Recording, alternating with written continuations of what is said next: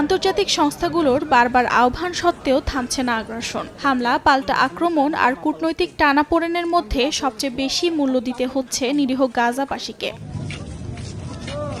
Israeli বোমা হামলায় ধ্বংসস্তূপে পরিণত হয়েছে গাজার আল আহলি হাসপাতাল। নিহতের সংখ্যা কেবল বেড়েই চলেছে। হাসপাতালে হামলার পরিপ্রেক্ষিতে বিশ্ব স্বাস্থ্য সংস্থার প্রধান নিরীহ গাজাবাসীর ওপর হামলা বন্ধের আহ্বান জানান। অবিলম্বে যুদ্ধবিরতির দাবিও জানান তিনি।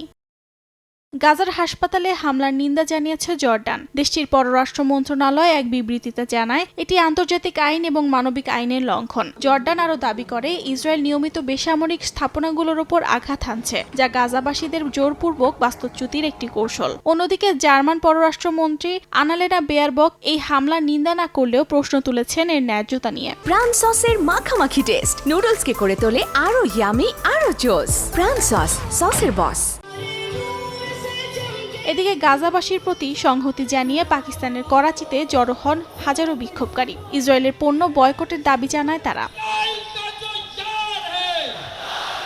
অর্জিতা শাহজিন, সময় সংবাদ।